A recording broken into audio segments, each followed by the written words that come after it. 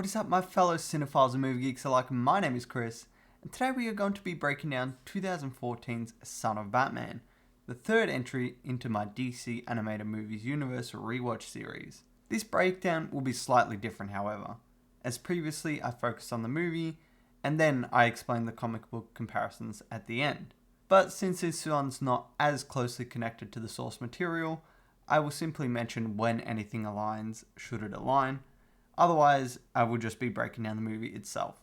The movie starts off at the League of Assassins base, introducing us to Ra's al Ghul, his daughter Talia, and her son Damian, voiced by Stuart Allen in this movie, who would go on to reprise his role throughout the rest of the DCAMU.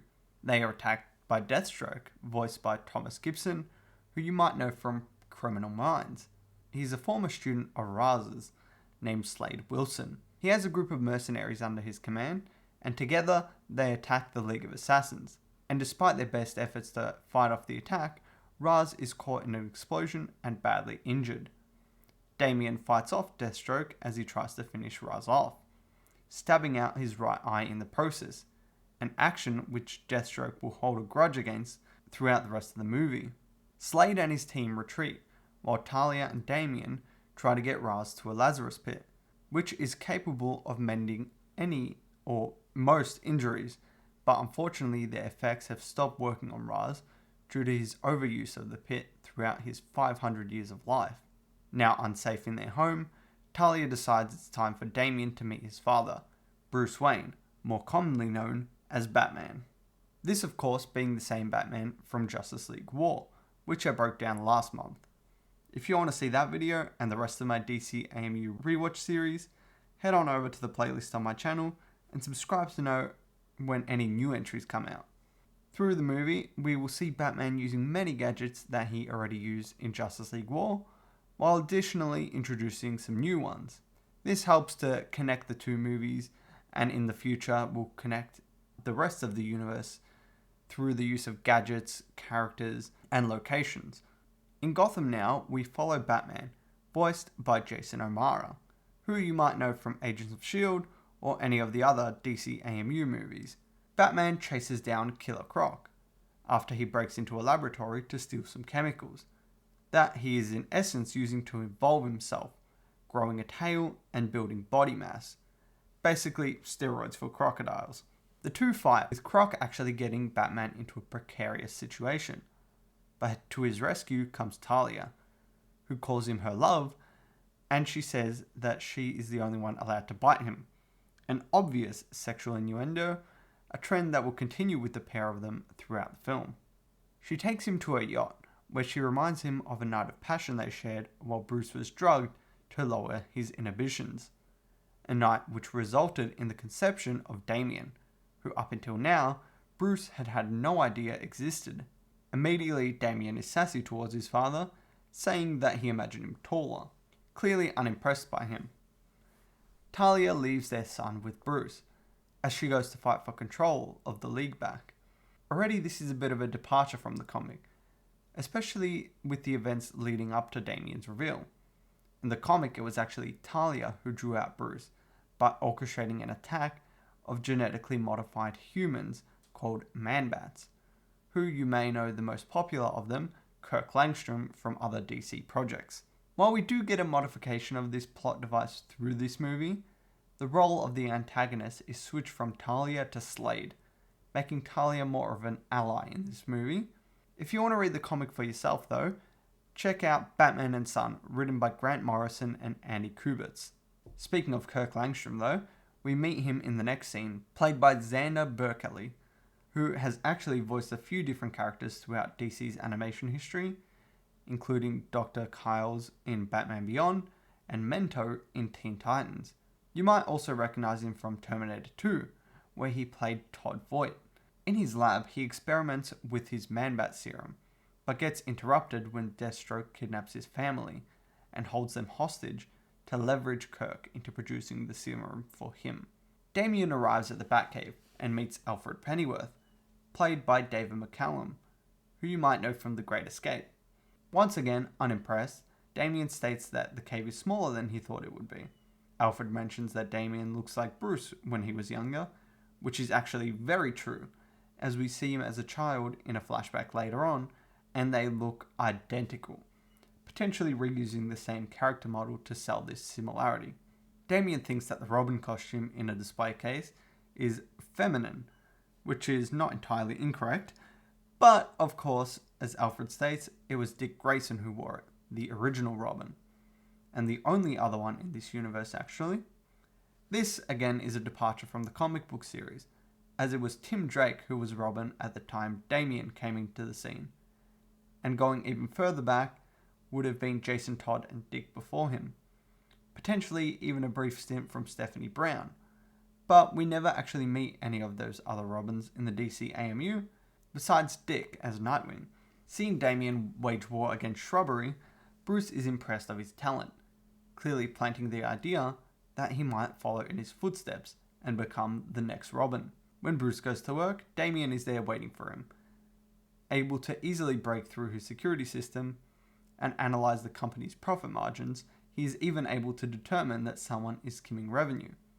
We don't actually confirm if this is true or not, but I want to point out that the graph that he shows here has the year 2013 listed, indicating that this movie takes place sometime in that year. We don't get any other information as the time of year, however.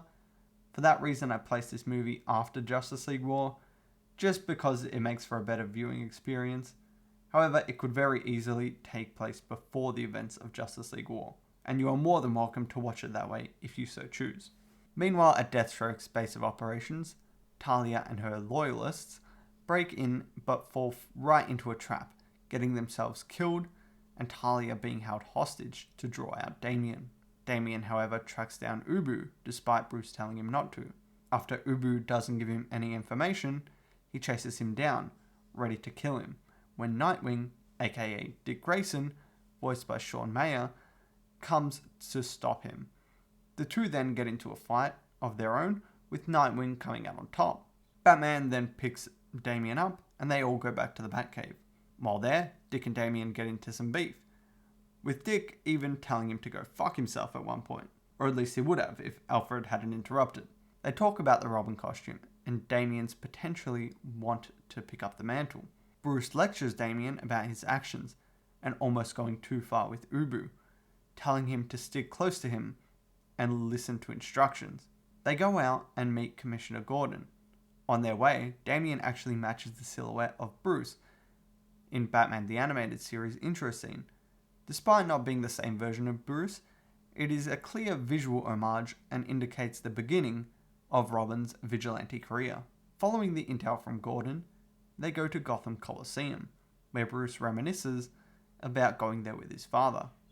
This is the scene I mentioned earlier, where we can see Bruce as a child looking identical to Damian. They sneak into the compound and find Langstrom. But when Damian interrogates him, the assassins are alerted and attack Batman and Robin. They escape the assassins only to be met with an army of Man-Bats. After taking a few of them down, they drop the roof on them, allowing them to escape, and then they find Langstrom.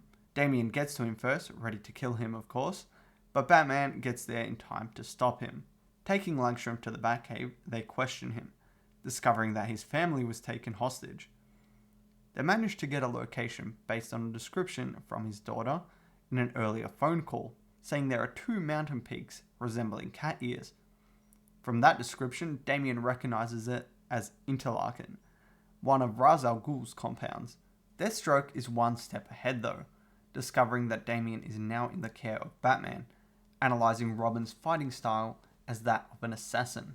Knowing full well that they are on their way, Deathstroke leaves the compound, leaving Langstrom's family there to give Damian a message, the location of where his mother is being held, that being an oil rig off the coast of Scotland, another of Raz's old compounds.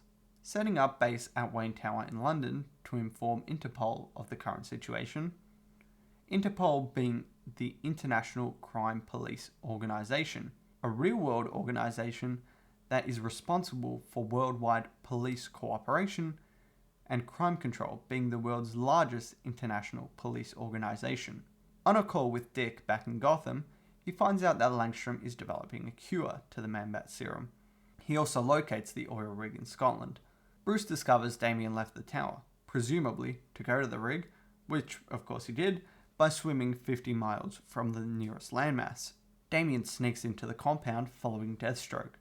But of course he was prepared for that, holding his mother hostage. Attempting to shoot Damian, Talia gets in the way of the bullet, hitting her instead. Before Deathstroke can land a shot on him, Batman arrives, knocking the gun out of his hand. Deathstroke, now outnumbered, flees, with Damian giving chase, while Batman gets Talia into a Lazarus pit that this altercation took place beside, to heal her gun wound. In the commotion, more Man-Bats get loose in the facility, and break a glass tube, sending water flooding through the compound. They fly out, but Dick arrives in the Batwing to give them the cure. Deathstroke and Damian battle, both landing many good hits on the other. At one point, Damian is stabbed through both arms, but forces a knife through to escape the hold. At one point, Damian hits Deathstroke with a batarang, right next to his one working eye, almost taking out both eyes through the course of the movie. Despite being unarmed, Damian outsmarts his adversary, causing him to spew what I can only assume is Lazarus Pit water over himself and besting him. Having the opportunity to kill his grandfather's murderer, he decides against it, finally embracing the other half of his parentage, and properly becoming Robin. A now healthy Talia and Batman arrive on the scene and take an escape pod to the surface, where Nightwing picks them up in the Batwing. Talia decides to go rebuild the League of Assassins, offering Bruce a place with her. He, of course, declines. Damian, however, has the option to either stay with his mother or father. But upon seeing his despair on the thought of leaving his father, she tells him to stay with Batman and train under him, before she one day returns for him. And that is where this movie ends. This is the first movie of the DCAMU that really created its own story.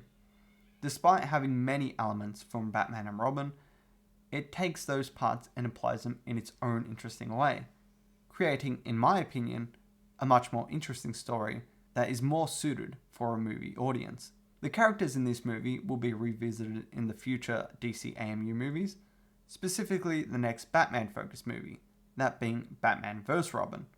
But I will not go into that movie in this video. And on that note, that is the end of this video, and I hope you did enjoy. If you did, please do consider leaving a like and subscribing for more content like this.